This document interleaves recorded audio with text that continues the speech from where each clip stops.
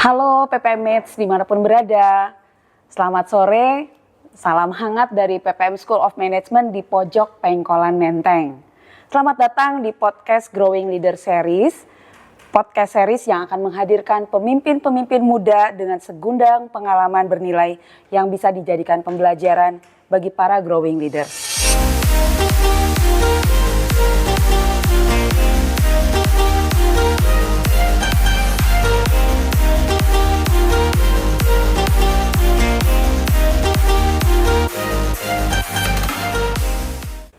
Nah, pada episode pertama ini kami menghadirkan seorang tamu spesial.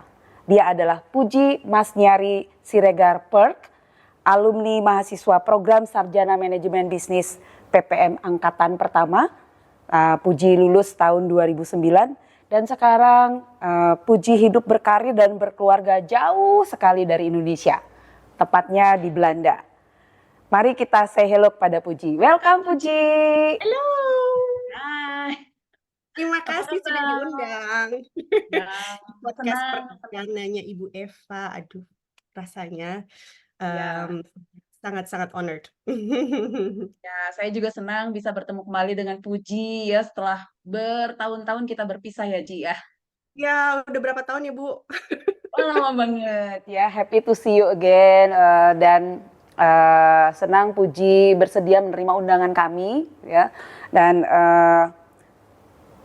pengen dengar juga nih ceritanya Puji setelah meninggalkan PPM nih di 2009.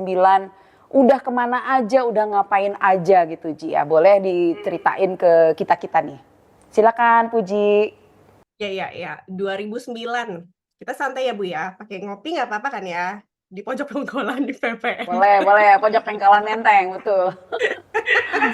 Jadi 2009. Jadi pada saat itu kalau nggak salah kita September ya. Lulusan ya Bu ya. Ya. Diituin. Wisuda ya. Wisudain. Terus habis itu kebetulan banget pada saat selesai wisuda, waktu itu saya sempat join Abang None juga kan tahun 2009 juga. Tahun 2009 itu juga pada saat itu selesai gitu. Jadi kayaknya adrenalin, kalau misalnya kita tuh bilang in the last strike of the end gitu, akhir-akhir kuliah tuh itu bener-bener adrenalin rush banget. Jadinya kayaknya udah ada pemilihan, terus skripsi, terus habis itu sidang, terus itu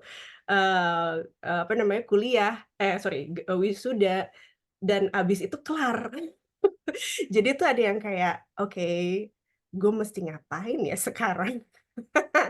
Jadi, oh ya, I got a job. I need to find a job actually, gitu. Jadi, ada switch yang agak sedikit, harus harus, be, grounded a little bit. Jadi karena tadi, yang tadi saya bilang adrenalinnya itu tinggi banget karena waktu itu kan intens banget ya. Semua ajang-ajang itu event dari sekolah juga, dari ekstra kulikuler juga, Dari yang luar. dari pribadi juga. Terus jadi yang kayak untuk find a job tuh, untuk starting and switch to get a job tuh, to be honest harus kita yang mulai gitu. Itu agak butuh adjustment pada saat itu. Ya. Tapi puji Tuhannya sih ketemu sama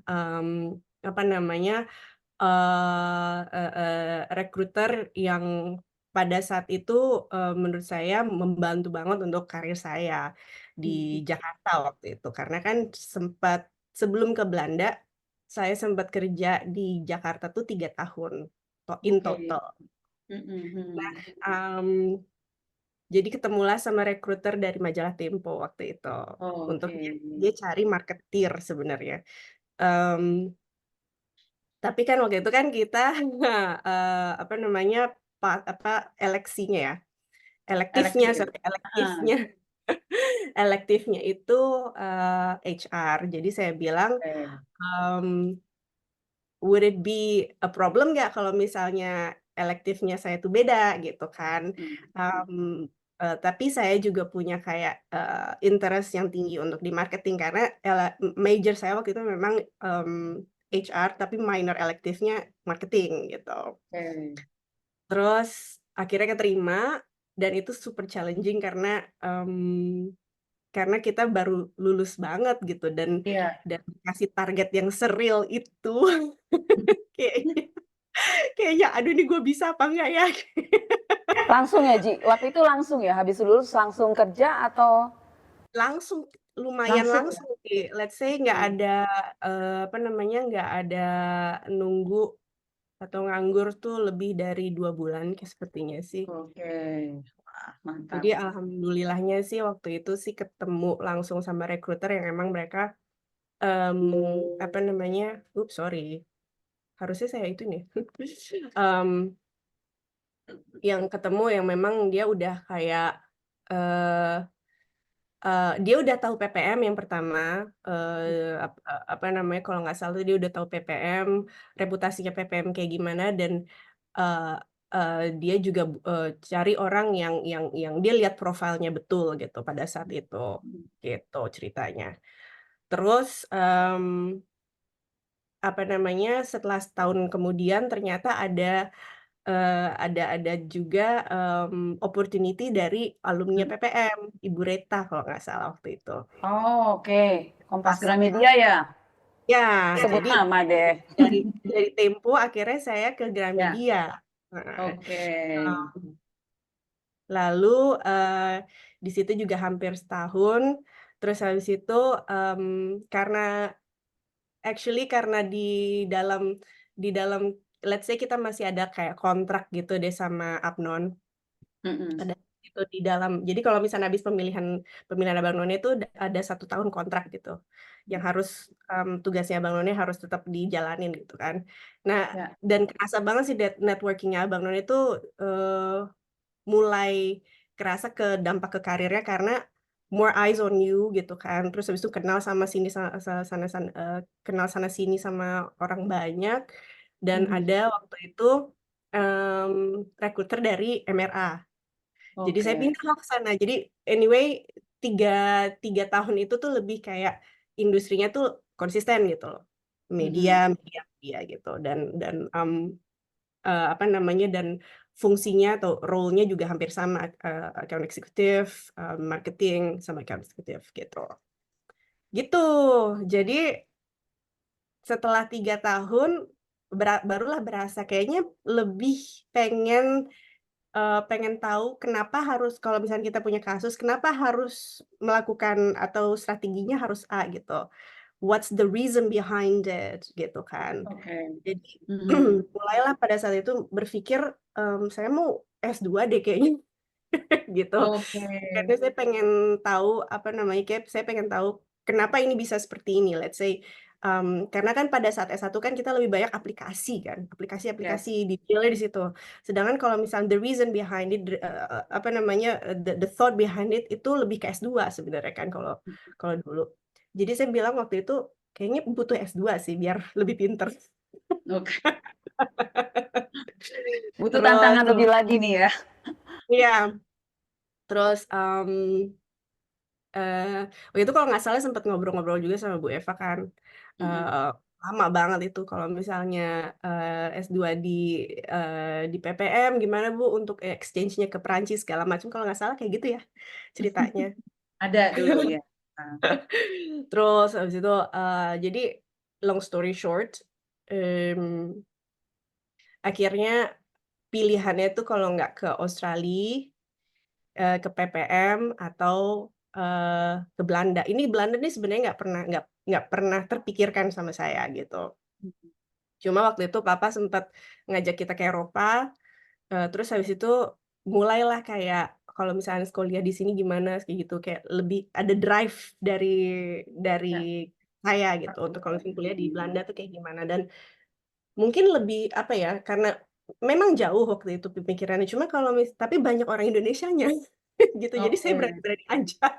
Soalnya kan di Mhm. sini, di Belanda saya nggak punya siapa-siapa terus terang, cuma saya doang. Maksudnya kalau kalau ada family itu nggak ada sebenarnya. Sedangkan kalau di Australia, waktu itu, opsinya ada gitu, sepupu masih di situ dan saya kan juga masa kecilnya ada beberapa saat di Australia juga gitu. Jadi udah familiar gitu kalau misalnya di Australia itu I know my way deh gitu. Terus kalau di Belanda kan nggak tahu sama sekali. Jadi saya bingung. Sendirian ya bener-bener ya. Iya. Terus itu karena di-challenge juga sama papa, "Bisa nggak lo hidup sendiri?" gitu. Ya, "Bisa kok." Dan papa kan juga alumni PPM ya, by the way, ya. PPM School. Jadi, apa namanya, kita waktu itu, banyak diskusi dan tipikal ayah saya sih kalau misalnya kita mau ngobrol mengenai kayak serious stuff gitu, dia juga pengen ngelihat sesuatu yang saya bener-bener prepare. Jadi tuh imagine to my own father, I have to make a presentation about go- going to school in Holland. Jadi Mengundang kayak dana. ya bikin list gitu, kayak bikin proposal dana gitu. Ya, ya. Untung udah di-drill dulu sama PPM School kan. Udah latihan ya, udah Udah latihan. latihan dulu disuruh banyak bikin event. Iya. Terus, jadi kayak bikin proposal, apa namanya, bilang sama papa, "Ini budgetnya, ini, situation, living-nya di sana, social life-nya di sana, terus transportnya bagaimana, terus housing-nya gimana," semua deh. I feel like it's necessary. I know for some people probably is a bit ridiculous, tapi ya papa maunya kayak gitu. Gitu. Ya. Jadi ya bosnya mau kayak gitu ya mau gimana lagi ya kan. Namanya juga harus harus harus, apa namanya, ngejar cita-cita gitu. Terus ya udah akhirnya, mmm, apa namanya, sempat ke Belanda lagi untuk bener-bener ngelihat situasi kuliahnya. Jadi ada 2 waktu itu, antara antara di Den Haag, tempat saya tinggal sekarang, atau di Tilburg. Nah, ternyata di Tilburg ada opportunity opportunity untuk, waiver 50% kalau nggak salah di sana. Oh. Jadi saya coba di sana, ternyata dapet. Mm. Saya juga bingung. Lumayan ya, lumayan Lumayan. 50% wave ya. Iya. Mm-mm. Heeh, jadi, tapi dia bilang ini harus 2 tahun karena kuliah Oh, kamu di S1-nya nggak bukan university, karena ternyata di Belanda tuh ya, ada perbedaan lah gitu. ya, ya. Yang, kalau di Den Haag waktu itu, karena sama kalau di Belanda tuh bilangnya hogeschool, sekolah tinggi. Jadi hampir sama tuh Mm. kayak PPM, Oke. sekolah tinggi. Mm-mm. Kalau university beda lagi, dia bilangnya, wetenschappelijk ondernemer kalau nggak salah. Begitu deh. Mm. Jadi university itu bener-bener research minded banget. Jadi Ya, dia bilang nggak research bisa ya. setahun, harus 2 tahun. Kamu harus dicuci dulu otaknya, harus bisa Mm-mm. research Risetnya minded. ya, metodologi ya. Mm-mm. Ya, Oke. jadi akhirnya harus 2 tahun di sana,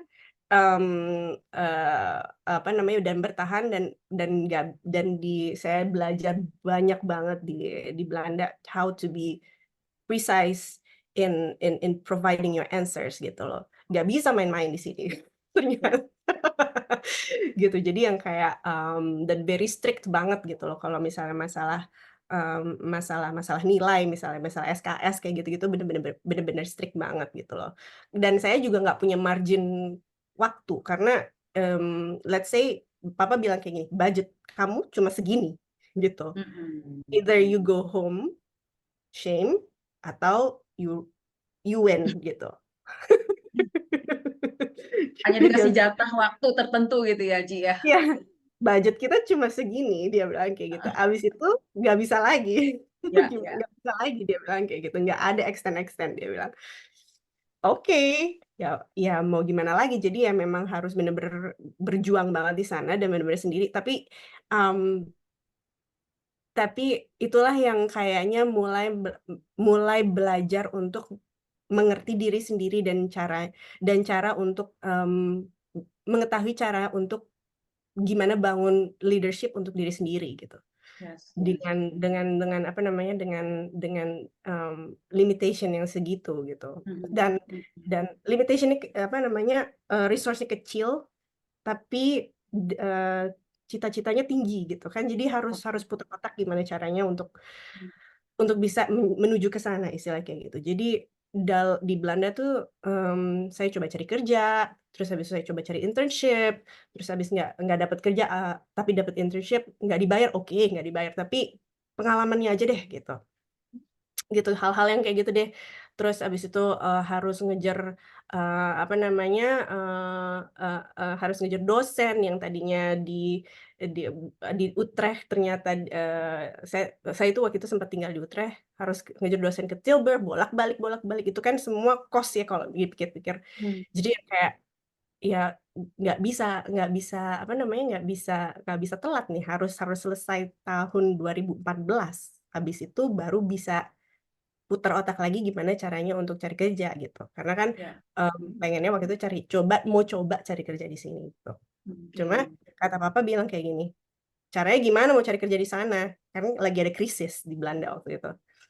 Mmm, ya nggak tahu sih, Pak. I don't have the answer now, I will cross the bridge when I get there, saya bilang kayak gitu. Cuma yang waktu itu saya bilang yang itu kendalanya adalah visa. Gitu. Hmm. Mmm, jadi, saya bilang sama sama mama waktu itu, mmm, "Boleh nggak danain dulu visanya sekian, nanti saya kalau dapat kerja saya balikin lagi," gitu. Ya akhirnya kejadiannya seperti itu betul-betul. Jadinya yang kayak saya dapat opportunity kerja di Amsterdam, dan Amsterdam dan saya waktu itu masih tinggal di Tilburg. Itu istilahnya dari saya tinggal di mana ya, di Karawang gitu, tapi Aha. sekolahnya sorry, kerjanya di Jakarta. Itu kan 2 jam sehari ya, Ya, ya, naik kereta jauh ya, bolak-balik lumayan lumayan jauh. lumayan Hmm. jauh, dan bangun pagi dan segala macam. Kayaknya dulu bener-bener nggak kebayang banget deh gitu, kok bisa dapet, you know, drive kayak gitu. Perjuangan. Tapi emang bener-bener pengen pengen sukses ya mesti kayak gitu, gitu. Jadi ya, Yes. ada beberapa yang harus dikorbankan, terutama tidur. Jadi, apa namanya, ya akhirnya kita dapat 3 tahun kerja di situ, dan ya, and since then like the rest is history. Habis itu dapat pekerjaan yang kedua, habis itu pekerjaan yang ketiga, keempat, dan sekarang saya di sini gitu, berkeluarga, terus habis itu berkarir di sini, dan sekarang ya I think we're ready for the next journey gitu, untuk apa namanya, untuk berkarir dengan apa ya, dengan self entrepreneurship sendiri gitu. Nah, ceritanya ini menarik banget ya. Sebenarnya panjang ya kalau diceritain lagi ya, cerita pekerjaan-pekerjaan tadi aja belum ya, belum habis-habis ya. Cuma sekarang Puji ternyata memutuskan untuk self entrepreneurship ya, bersama dengan suami membangun bisnis sendiri. Yaitu satu langkah yang dari yang tadinya bekerja di company, terus sekarang bersama suami. Itu Mmm, kenapa gitu ya? Kenapa tiba-tiba memutuskan seperti itu? Apa dasar pertimbangan Puji sehingga akhirnya memutuskan, oh saya mau self entrepreneurship bareng-bareng dengan suami. Eh, Sama ya ya sekarang jadinya bekerjanya juga banyak dari rumah ya berarti ya Puji ya, ya, mhm, bersama keluarga kecilmu juga ya. Nanti boleh diceritain ya juga ya seperti apa apa yang mendasari keputusan itu diambil dan ya sekarang kebanyakan ngerjain apa sih bareng-bareng dengan suami? Silakan. ya ya. Jadi, jadi kalau cerita background-nya tuh, saya waktu itu lagi kerja di tech company yang cukup besar di Kanada. Jadi itu remote work basically, karena company-nya memang first work remote gitu. First remote work. Jadi sebenarnya tuh, waktu itu juga sempet Covid kan gitu, jadi Ya. semuanya tuh di rumah. Nah, Hmm. terus, startup saya waktu saya bekerja di sana juga diakuisisi sama, company ini yang dari Kanada waktu itu. Jadi ceritanya tuh gitu. Jadi, untuk let's say kerja di rumah tuh saya sebenarnya sudah lebih terbiasa dibanding suami saya. Suami saya harus kerja di kantor, dia kan kerjanya di parlemen Belanda, jadi harus Hmm. di kantor, istilahnya seperti itu. Cuma, jadi kalau saya udah biasa di rumah, istilahnya gitu. Dan karena udah biasa di rumah, mmm, apa ya, memang punya harus self discipline yang tinggi sih gitu. Soalnya banyak banget distraksinya sebenarnya di rumah tuh. Entahlah nanti, "Oh ya deh, mau bikin kopi dulu deh. Oh iya, tapi pas di atas, misalnya di dapur, "Oh ya ini belum dibersihin, bersihin dulu deh." Tiba-tiba udah 15 menit aja gitu. Terus, dan itu biasanya kalau kalau misalnya nggak ada, apa namanya, we're not really looking at the clock gitu, itu Hmm. bisa spiral down tuh kayaknya. Hmm. Jadi self discipline tuh, penting banget untuk remote work, dan karena waktu itu belum ada anak-anak, jadi lebih gampang. Yang challenging adalah pada saat Noah lahir. Nah, mmm, itu, eee, bener-bener challenging karena saya kira saya bisa nih bagi tugas sama suami gitu. Hmm. Ternyata nggak bisa juga gitu, harus ngerjain semua sendiri gitu. Apalagi kalau di sini kan nggak ada mbak. Ada Gitu ya. kan. Jadi anak-anak harus anak-anak harus dititipin di daycare waktu itu. Ya. Cuma walaupun saya kira udah selesai, ternyata ada lagi challenge-nya, anaknya nggak mau minum susu, misalnya kayak gitu. "Dateng dong Hmm. ke daycare, susuin dong." Nah, itu yang kayak nggak unexpected challenges banget pada waktu itu. Jadi yang kayak saya kira saya punya waktu, oke 6 jam sampai 7 jam gitu, hanya buat kerja, ternyata ada telepon, "Tolong dong anaknya disusuin," gitu. Oh. Jadi kan ada agak-agak bingung juga ya, jadi yang kayak, apa namanya, bukan hanya waktu pada situ jadinya, apa namanya, bukan hanya waktu yang akhirnya terbuang, tapi juga kayaknya pikiran juga jadi terbuang gitu loh, Ya. fokus juga jadi Mm-mm. terbuang. Jadi yang kayak, mmm, eee apa namanya, belajar lagi untuk, ya gimana caranya untuk tetap fokus, istilahnya kayak gitu. Ya. Sorry, jadi agak-agak ke mana-mana, tapi kenapa kita akhirnya mau jadi jadi mau self starter atau jadi, entrepreneur, mmm, pertama, eee, kita ngelihat market kita ada, gitu istilahnya. Mmm Terus, karena saya, 3 tahun di cybersecurity field, tapi untuk marketingnya, tapi suami sudah hampir 10 tahun di cybersecurity. Jadi dia pikir dan dia yakin, "Gue bisa sendiri," dia bilang kayak gitu, "Saya bisa sendiri nih," gitu. Mmm, Apalagi kalau misalnya di belakang, ranah dia di kantor misalnya kayak gitu ada sedikit challenging untuk, apa namanya, untuk dia, let's say birokrasinya tuh ada, hierarchical-nya tuh ada untuk dia ke top, position gitu. Jadi dia pikir, dan I think it's quite a millennial thing gitu kalau misalnya nowadays saya ngelihat orang-orang tuh they're not married with one organization, they married to their career Ya. gitu.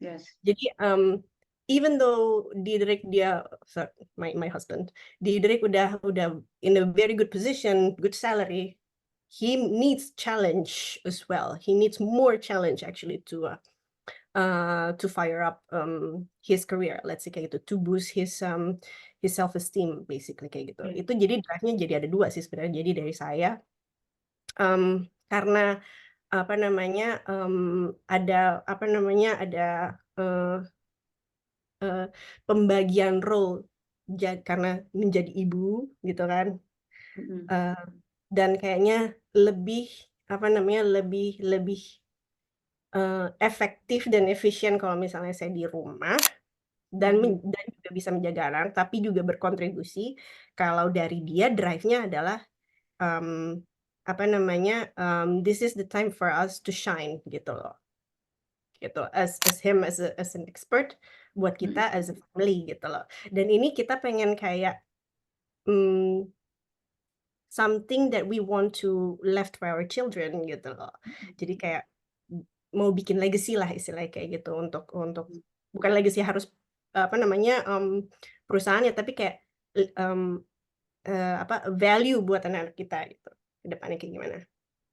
Terus, tadi itu, terus, apa namanya yang ketiga adalah kita mau long termnya adalah kita pengen early retire Oh, sebenarnya.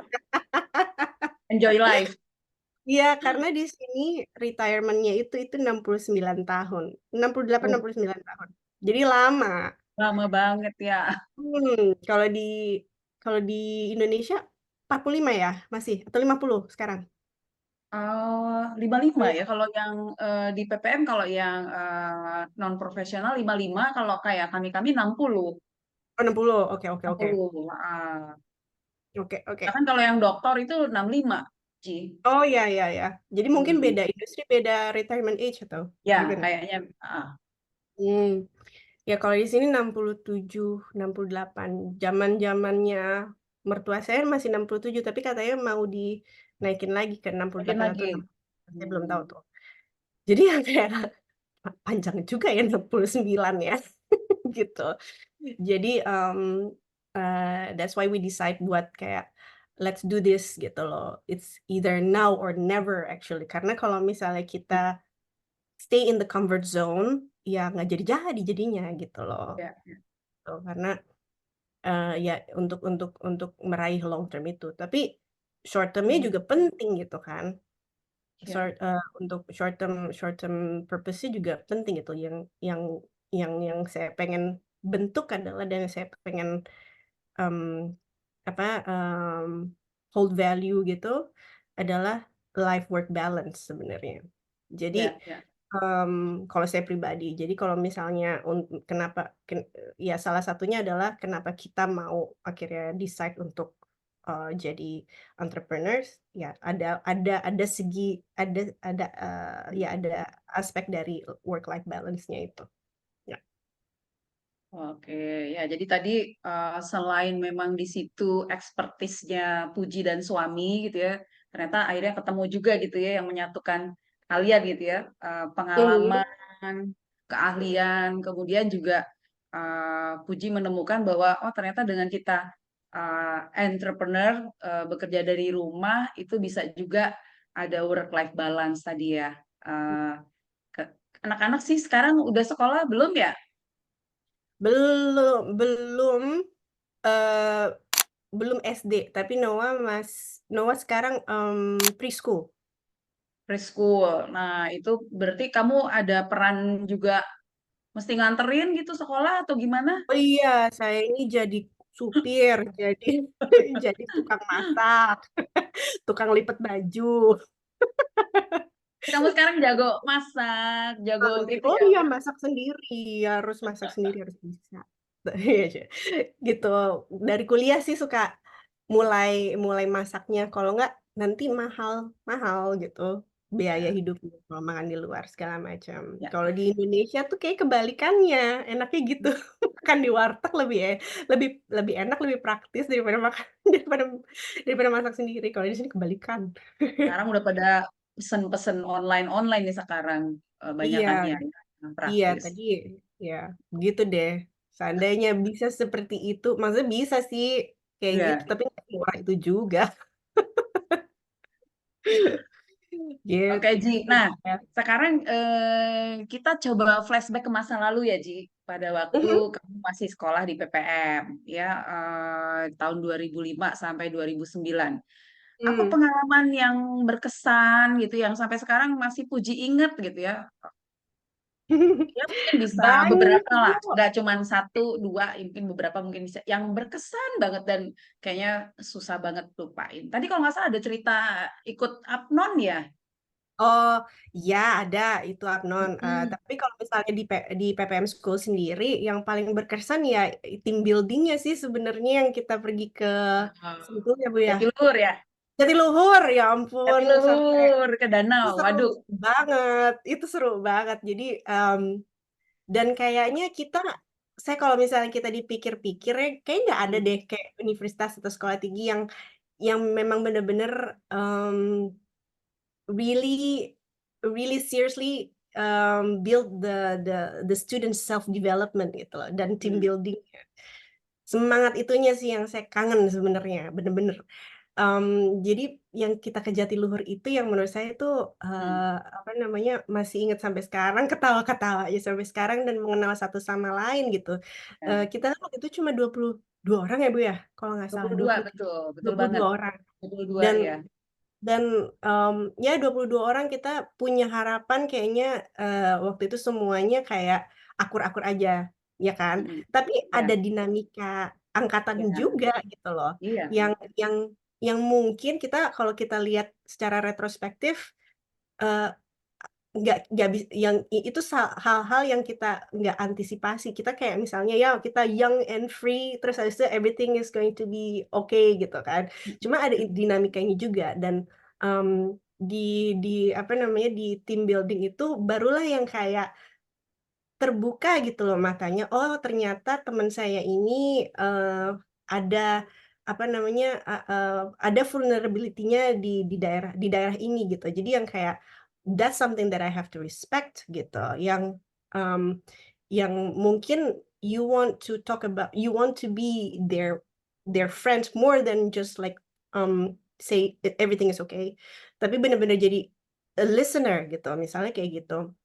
Terus misalnya satu lagi yang kayak, oh misalnya kalau di situasi seperti ini, teman saya ini agak sedikit lebih ternyata, harus di-encourage gitu, Mm. decision making-nya, misalnya kayak gitu. Karena waktu itu saya ingetnya, kita di-challenge untuk cari, eee, jalan.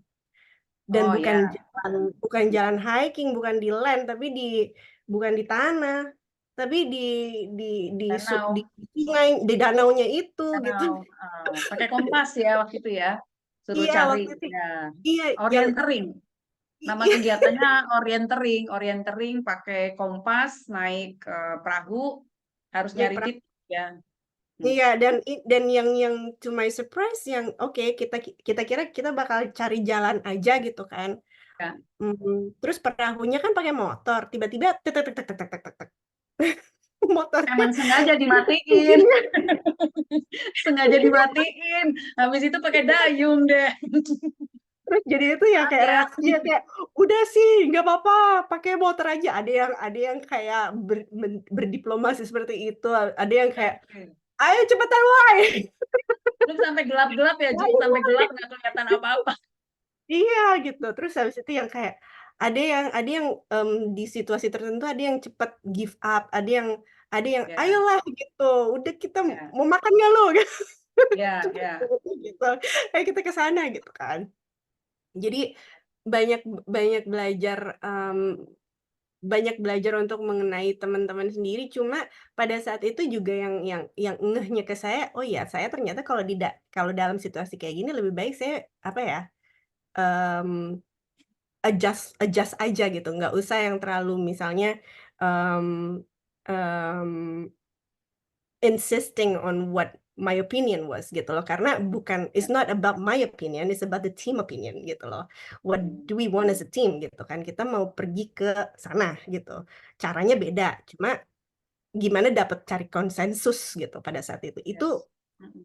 it's really, valuable, apa namanya, valuable lesson banget sih waktu itu buat saya. Karena kan challenge-nya nggak cuma capek di capek di fisik ya, tapi Mm-mm. capek di mental juga, soalnya kayaknya air semua kapan nyampenya gue ya? Gitu. Berhenti, Jangan-jangan berhenti mendayung ke bawah lagi ya, ke tengah lagi ke arus. ada arus juga gitu kan. Jadi yang Iya. kayak, aduh ini gimana ya? Ini nggak nyampe-nyampe udah lapar. Tapi berhasil ya, Ji, waktu itu ya, berhasil ya, sampai Berhasil akhirnya terus kita pasang sampai tenda, juga. ya, pasang tenda Mhm sampai. mhm. Karena kalau nggak Ya, nyampe, nggak makan ya, Ji, waktu itu ya. iya nggak makan, nggak tidur dah gitu. Nggak tidur. Tidurnya di air.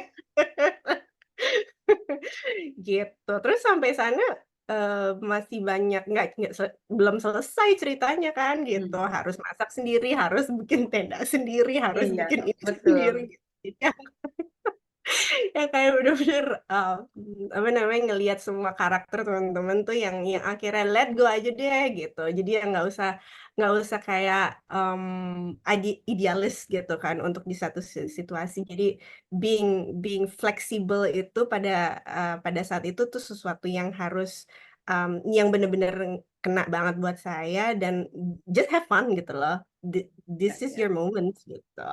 Itu sih yang paling berkesan. Terus Hmm.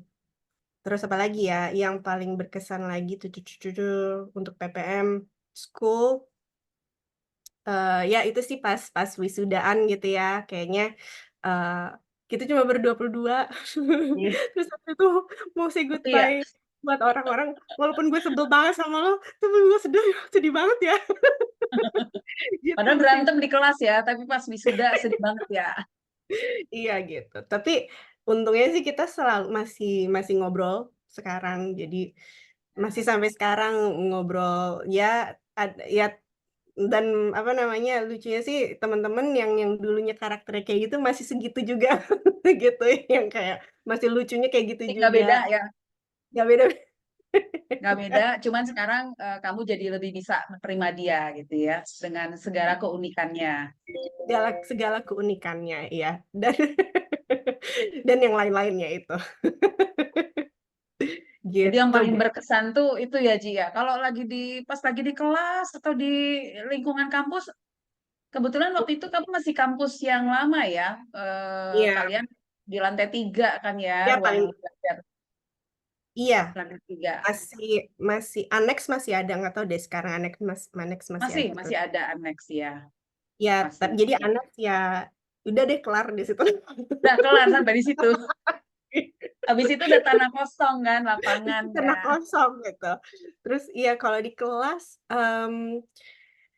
kelas yang paling berkesan buat saya tuh ada sesi khusus mengenai self development, dan itu waktu itu Bu Eva yang lead kan gitu. Itu Ya. itu kayaknya semua anak-anak PPM school yang maksudnya semua angkatan saya tuh eh, very very value that moment actually.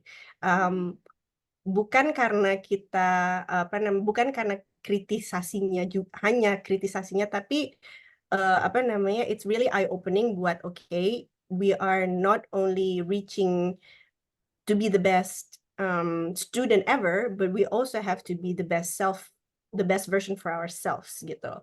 Ya. Kayak hal-hal yang kayak gitu masih saya dengar dari komen anak-anak sampai sekarang sebenarnya gitu.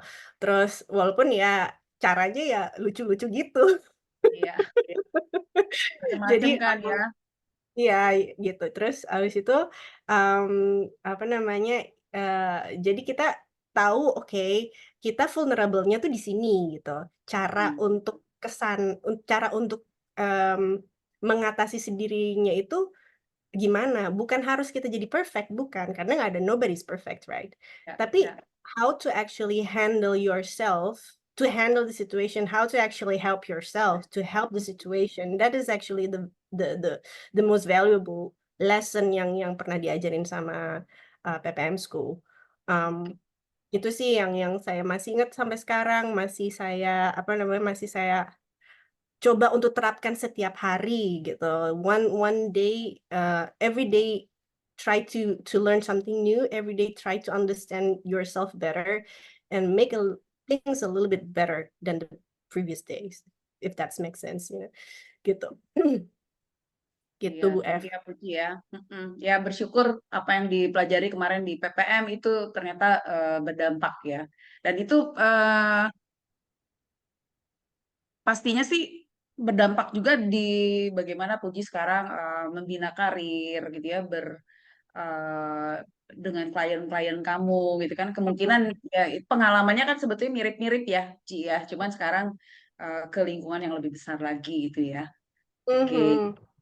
Dan Nah, sorry, gimana gimana? ya, iya nggak apa-apa. Puji mau nambahin tadi kayaknya.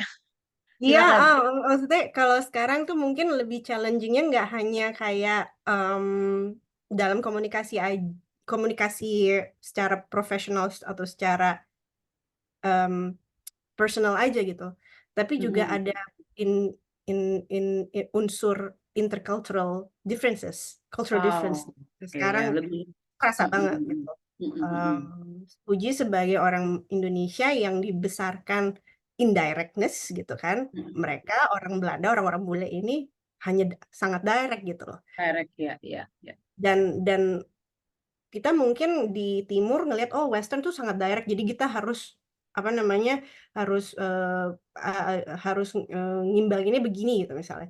Ternyata ada pilah-pilahnya sendiri juga, orang Belanda begini, orang Jerman begini, orang Amerika begini untuk ngasih feedback, orang Prancis begini ngasih feedback. Jadi yang kayak ada banyak juga Nggak sama hal-hal. juga ya. Iya, yang semuanya tuh komunikasi tuh nggak mathematical gitu, nggak satu Ya. tambah satu sama dengan dua gitu. Jadi learning by doing dan have the patience to learn from others gitu. It's very important sih buat jadi bekal Ya. menuju leadership, true leadership. Ji, tadi kamu cerita ada yang di luar kampus kan, kamu padahal di kampus sudah banyak banget ya tugas-tugas ya, tapi kamu masih sempat beraktivitas di luar kampus kayak waktu ikut jadi abang none itu pas Ya. barengan dengan bikin skripsi lagi ya. Itu gimana ceritanya tuh? Saya juga bingung Bu, kok bisa. Em, jadi waktu itu mungkin timingnya emang pas. Jadi skripsi waktu itu lagi bikin, but let's say 60% udah approve kalau nggak salah. Terus em, jadi tinggal yang kayak bikin apa namanya bikin resultnya dari researchnya, terus habis itu dibikin konklusinya kelar gitu. Harusnya kayak Oh, gitu. ya, Sesimpel ya. itu harusnya. Harusnya. Ternyata prakteknya bukan segampang itu.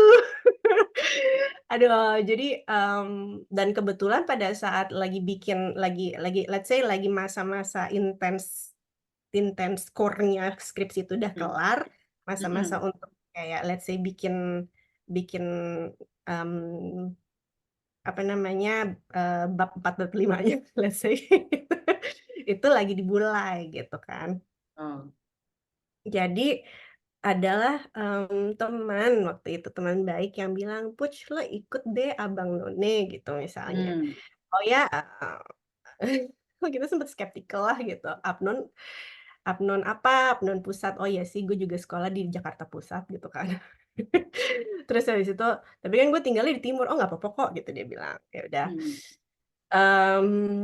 Terus ya to my surprise sih akhirnya lolos terus habis itu ya karena ada kewajiban untuk karantina dan segala macam kayak gitu-gitu em, kan harus yang benar-benar fokus banget kan gitu karena saya nggak nyangka ternyata pemilihannya itu seserius itu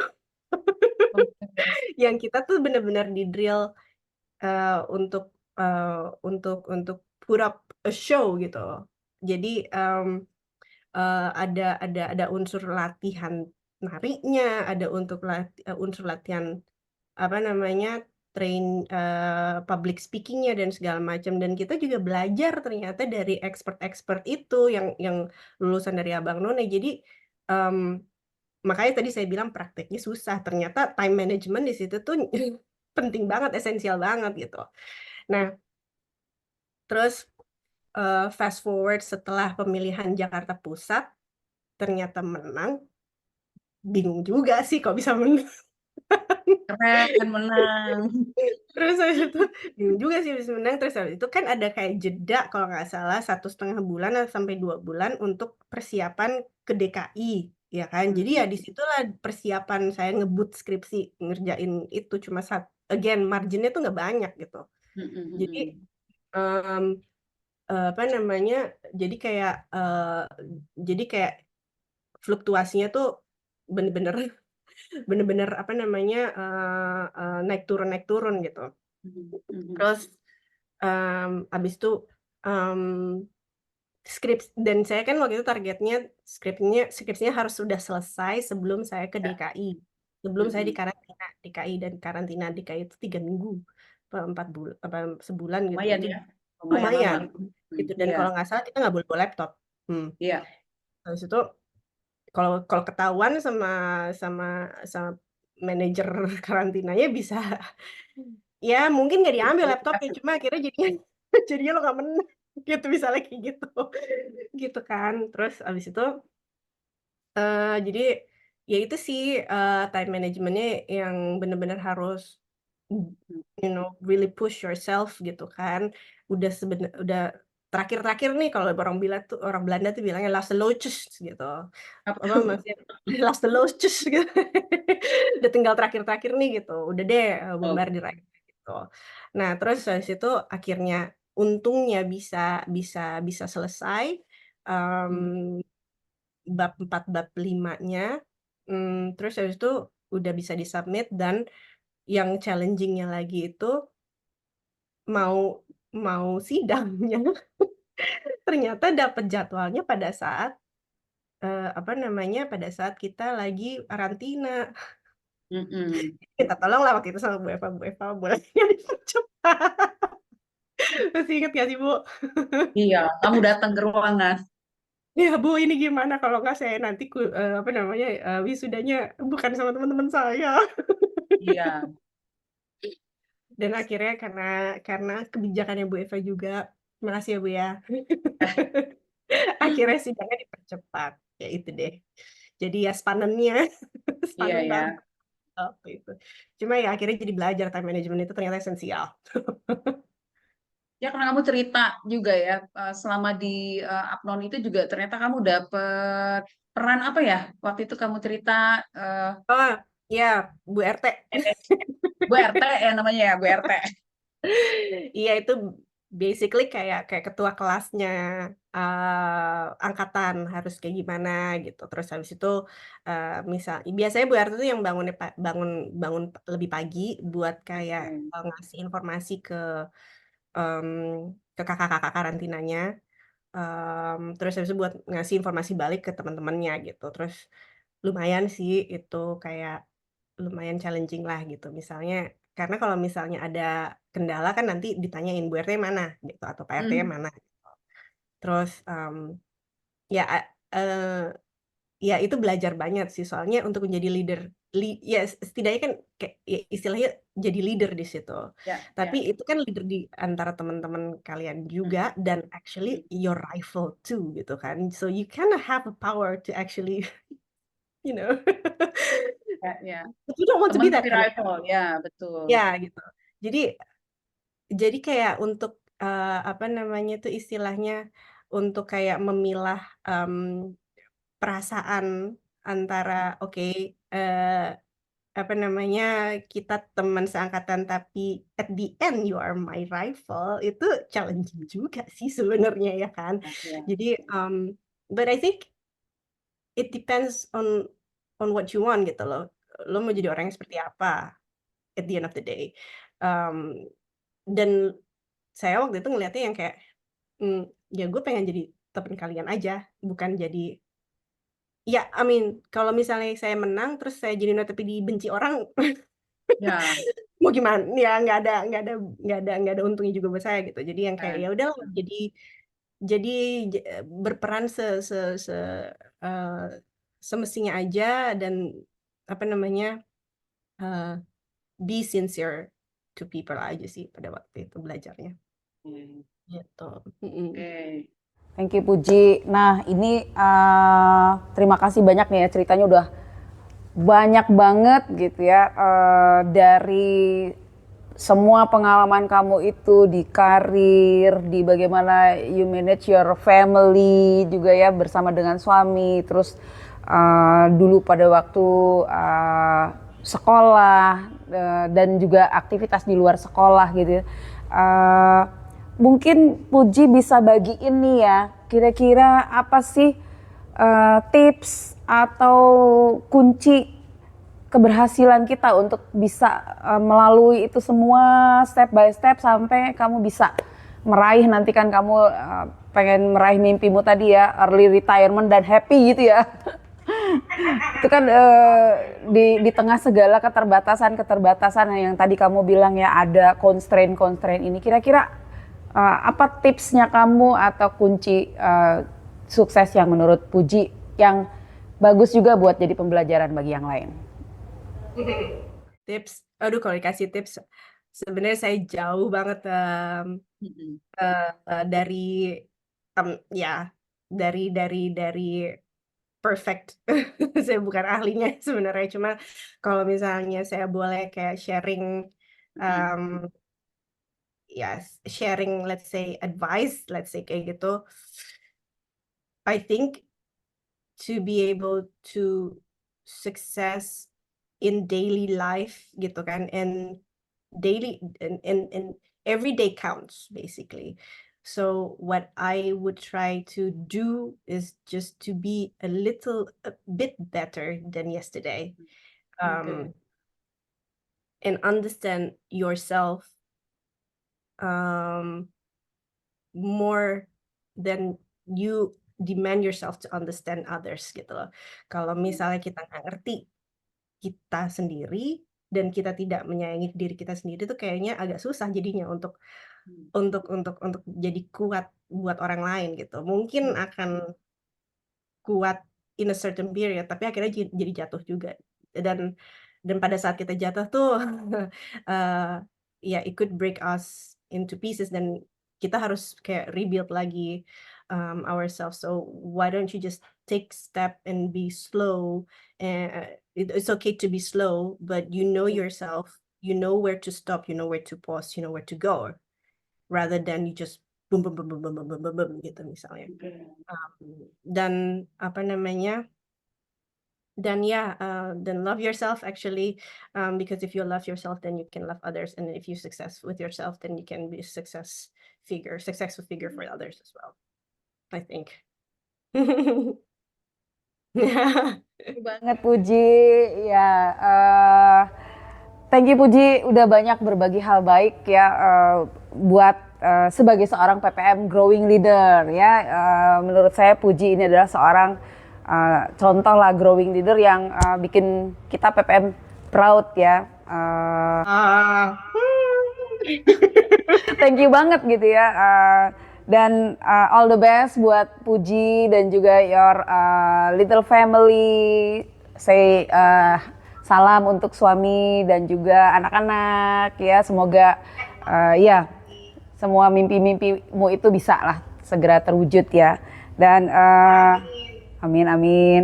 Dan buat PPM Mates yang saat ini sedang menyimak ya, semoga banyak dapat manfaat ya dari GLS ya, kita nyebutnya GLS ya, Growing Leaders, disingkat jadi GLS gitu ya biar lebih gampang. GLS episode 1 ini, nah jangan lupa nanti nonton lagi ya GLS episode selanjutnya, karena kita akan datengin lagi mungkin juga dari orang-orang yang tadi disebutin Puji, nama-namanya ada kali ya. Dari teman-temannya Puji juga banyak yang keren-keren juga ya, nanti besok-besok kita datengin lagi juga di podcast ini. Nah, saya akan menutup GLS kali ini dengan wrap up lagi ya. Tadi dari Puji sampein ya, ada beberapa pembelajaran yang saya lihat bagus banget gitu. Tadi setiap hari usahakan ada selalu yang better ya, lebih baik dari dirimu. Tapi jangan memaksakan gitu ya. Kenali dirimu. Temukan apa kekuatan dirimu dan jadikan itu sebagai sesuatu yang lebih baik lagi. Dan kemudian tadi juga kuncinya cintai dirimu, karena dari kamu mencintai dirimu maka kamu bisa mencintai orang lain gitu ya. Nah, satu lagi tadi yang di awal ada beberapa kali Puji sebutkan gitu ya, adalah jangan sampai, tadi kamu kan bolak-balik bilang nggak ada marginnya nih, ngepas cuman segitu gitu ya. Jadi yang namanya constraint atau hambatan atau kendala itu jangan membuat kita jadi enggak berusaha untuk terus mengembangkan diri kita gitu ya. Jadi justru dengan adanya constraint itu kita nanti akan jadi belajar untuk bagaimana dengan segala constraint yang ada itu kita tetap bisa memberikan yang terbaik dari diri kita. Itu udah dibuktikan oleh Puji ya, pengalaman Puji gitu. Thank you banget ya Puji ya, semangat selalu. Ibu Eva dan teman-teman di PPM School. Keep in contact ya Puji ya, keep in contact. Ya, nah saya mau menutup GLS kali ini dengan mengatakan semangat selalu, teruslah bertumbuh, jadi pemimpin yang berdampak positif bagi lingkungan. Sampai jumpa. Bye Puji. Bye.